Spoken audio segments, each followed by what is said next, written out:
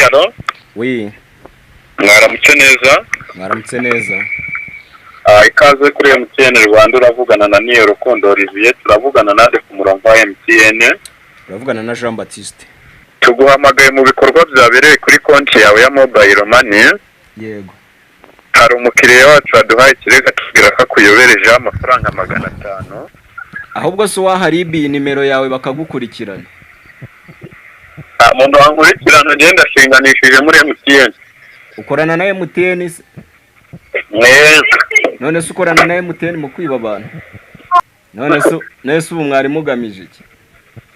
Tugamije kukwiba abanyana y'imbwa ni ukuvuga ngo impamvu nkoze iyi video noneho aba batubuzi cyangwa se aba bateka mutwe bita abakozi ba MTN kuri ubu noneho navuga ngo bahinduye amayeri nyuma yuko amayeri atandukanye bagiye bakoresha bagiye babavumbura, ariko kuri ubu bahinduye amayeri ndetse ni nayo mpamvu ngira ngo mbumvishe ikiganiro ngiranye n'uyu nguyu ufite ubwishongozi bwinshi cyane ndetse ubwe wiyemerera ko nta muntu ushobora kumufata ngo amufunge ndetse akanavuga ko koko akorana na MTN mu bwishongozi bwinshi cyane. Muri iki kiganiro kigufi tugiranye ubwo yarampamagaye, reka maze nkubwira ngo bigenze gute. Nimero bwa mbere irampamagaye y'umuyoboro wa Airtel nkuko muyibona, iyo nimero mubona kuri screen, ibanje kumpamagara ambwira ko yaragiye gutega moto ariko akayobya amafaranga 500 koko, yamara kuyayobereza mu mazina yanjye ndetse nanjye ndacekinze koko mbona kuri balance hiyongeyeho amafaranga 500 aturutse kuri uyu witwa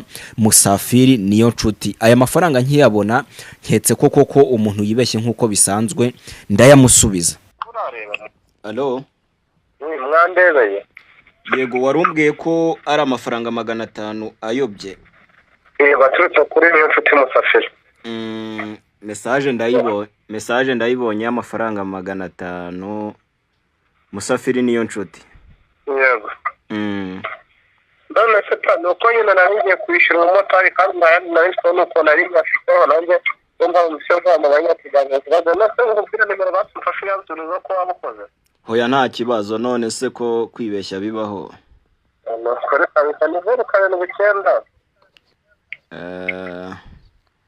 079